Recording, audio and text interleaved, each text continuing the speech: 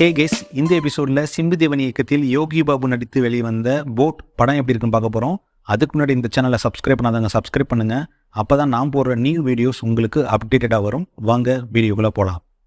இந்த படத்தோட கதை என்னென்னா, 1943 இந்தியா பிரிட்டிஷோட கட்டுப்பாட்டில் இருக்குது. அந்த நேரம் ஹிட்லர் 2ஆம் உலக போர் தொடங்க ஜப்பான் பிரிட்டிஷ் கட்டுப்பாட்டில் இருக்கிற ஏரியா ஃபுல்லாக வான்வெளியாக குண்டு போட்டுட்டு வராங்க. அந்த மாதிரி மெட்ராஸ் மேலேயும் குண்டு போட போகிறாங்கன்னு சொல்லிட்டு தகவல் வருது.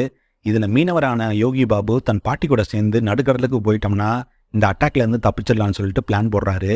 இவர் கடலுக்குள்ளே போகும்போது ஒரு 7 பேர் இவங்க கூட சேர்ந்து போட்டில் ஏறிடுறாங்க. அவங்க போன இடத்துல ஜப்பான் ஆல்ரெடி குண்டு போட்டு ஒரு பிரிட்டிஷ் கப்பலை அழிச்சு கிடக்கு. அதில் உயிர் தப்பிச்ச பிரிட்டிஷ் போலீஸ் இந்த படகுல ஏறிக்கிறாரு. ஏறின போலீஸுக்கு ஒரு தகவல் ஒன்று வருது.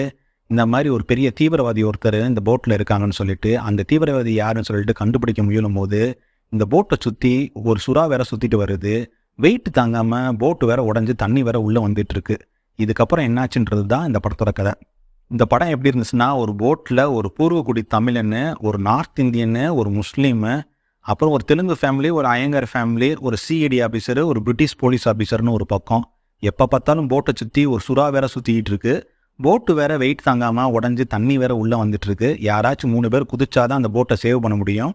போட்டு கடியில் எப்போ வேணாலும் வெடிக்கலாம்னு சொல்லிட்டு ஒரு பாம் வேற கிடக்கு. இப்படி ஒரு பரபரப்பான கதையை ஸ்க்ரீன் பிளே மூலமாக அந்த பரபரப்பாக நமக்கு கடத்தலைன்னு தான் உண்மை. படம் ஃபுல்லாக கடலுக்குள்ளே நடக்கிற மாதிரி ஒரு கதை, ஆனால் அந்த ஃபீலிங்கை நமக்குள்ளே கடத்தவே இல்லை. படத்தோட சினிமாட்டோகிராஃபி மாதேஷ் மாணிக்கம் பண்ணியிருக்காரு. லேண்ட் சைடு எல்லோ பேலட்டையும் கடலுக்குள்ள ஒரு ப்ளூ பேலட்டையும் யூஸ் பண்ணியிருக்காங்க. இவர் ஒர்க் கூட 11 குஷனோட கிராஃபிக்ஸ் சேரும் போது பார்க்கறதுக்கு நடுக்கடலில் எடுத்த மாதிரி ஒரு ஃபீல் இருந்தது. ஜிப்ரானோட மியூசிக்கில் சோக்கா நானும் நிற்கிறேன் பாட்டு நல்லா இருந்துச்சு. பேக்ரவுண்ட் ஸ்கோர் பொறுத்த வரைக்கும் இவர் தான் உத்தம வில்லனில் மியூசிக் போட்டாரா அப்படின்ற மாதிரி ஒரு கேள்வி வந்துச்சு. அந்த அளவுக்கு சுமாராக தான் இருந்துச்சு. படத்தோட எடிட்டிங் தினேஷ் பொன்ராஜ் பண்ணியிருக்காரு. படம் 2 hours 5 minutes ஓடுது.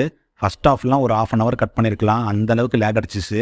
செகண்ட் ஹாஃபில் இவருடைய கட்டு ஓகேவாக தான் இருந்தது. ஆக்டர்ஸோட பெர்ஃபார்மன்ஸ் பார்த்தோம்னா யோகி பாபு நல்லாவே நடிச்சிருக்காரு. காமெடி ரோலை விட கேரக்டர் ரோல் அவருக்கு நல்லாவே வருது. இதவே இவர் கண்டினியூ பண்ணால் நல்லாயிருக்கும். கௌரி கிஷன், மதுமிதாலாம் நல்லா நடிச்சிருக்காங்க. குலாப்புலி லீலா வழக்கம் போல் பார்ட்டி கேரக்டரில் நடிச்சிருக்காங்க. கிளைமேக்ஸில் இவங்களோட பெர்ஃபார்மன்ஸ் நல்லா இருந்துச்சு. MS பாஸ்கர் தீவிரவாதியை கண்டுபிடிக்கிற சிஐடியே வராரு. அவரும் நல்லா நடிச்சிருந்தாரு. சின்னி ஜெயந்து, சாம்ஸு, சாராலாம் படத்தில் இருக்காங்க. ஆனால் காமெடி தான் இல்லை. ஜெஸ்ஸி ஃபாக்ஸ் ஆலன் கொடுத்த கேரக்டர் நல்லாவே நடிச்சிருக்காரு. அப்புறம் ஒரு முக்கியமான விஷயம், படத்தில் சேனாபதி கேரக்டர் வேறு இருக்குது. வேறு யார், நம்ம இந்தியன் தாத்தா தான். படத்தோட மைனஸ்ன்னு பார்த்தோம்னா மெயினாக ஸ்க்ரீன் பிளே தான். படத்தில் 10 சாப்டர் வருது. எக்ஸாம்பிளுக்கு 1-2 சொல்கிறேன். அடிமை மண்டுகளும் ஜப்பான் குண்டுகளும், 2 துடுப்பும் ஏகப்பட்ட கடுப்பும், நந்தவனத்தில் ஒரு ஆண்டி, குந்தம் இடமில்லா போண்டின்னு சொல்லிட்டு இப்படி காமெடியாக டைட்டில் வைக்கிறேன்னு சொல்லிட்டு இஷ்டத்துக்கு வச்சுருக்காங்க. எந்த வகையிலும் இந்த படத்துக்கு இது உதவவே இல்லை. 12 Angry Men படம் மாதிரி படம் ஃபுல்லாக கான்வர்சேஷன் வச்சு எடுத்திருக்காங்க. படம் ஃபுல்லாக கான்வர்சேஷனு ஓரளவுக்கு மேலே பொறுக்க முடியல. போதும்டா சாமி சீக்கிரம் முடிங்கன்னு சொல்கிற மாதிரி இருந்துச்சு. அந்த அளவுக்கு இழுன்னு இழுத்துருந்தாங்க. எந்த கேரக்டரை ஃபாலோ பண்ணனே தெரியல. அந்த அளவுக்கு ப்ரொட்டகனிஸ்ட்னு யாருமே கிடையாது. ஓவராலாக அந்த படம் எப்படி இருந்துச்சுன்னா, life of Pi 12 Angry Men மாதிரி ஒரு படம் இருக்க ட்ரை பண்ணியிருக்காங்க. மலையாளத்தில் கூட ஆட்டம்னு ஒரு படம் 12 Angry Men மாதிரி எடுத்திருப்பாங்க. அந்த படத்தில் ஸ்க்ரீன் பிளேவே நல்லாயிருக்கும். இந்த படத்தில் கொஞ்சமும் சுவாரஸ்யத்துக்கு குறைவில்லாத பரபரப்பான கதை தான். ஆனாலும் திரைக்கதையில் அந்த பரபரப்பை கடத்தை மிஸ் பண்ணிட்டாங்க. சிம்பு தேவனோட பொலிட்டிக்கல் சட்டையர் நல்லாவே இருந்துச்சு. நிறைய இடத்துல ஒர்க் அவுட் ஆச்சு. நிறைய இடத்துல மியூட் பண்ணியிருந்தாங்க அவரோட டைலாக்கை. இந்த படம் 2 மணி நேரம் தான். ஆனாலும் பார்க்க பொறுமை வேணும்.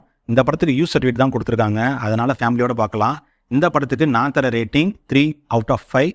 இந்த வீடியோ பிடிச்சிருந்துச்சுன்னா லைக் பண்ணுங்கள், ஷேர் பண்ணுங்கள். உங்கள் கருத்துக்களை கமெண்ட் செக்ஷனில் பதிவு பண்ணுங்கள். இந்த சேனலை சப்ஸ்கிரைப் பண்ணாதவங்க சப்ஸ்கிரைப் பண்ணுங்கள். மீண்டும் அடுத்த வீடியோ சந்திப்போம். நான் உங்கள் கான்காட். நீங்கள் பார்த்து ரசித்தது சினிமா வித் கான்காட்.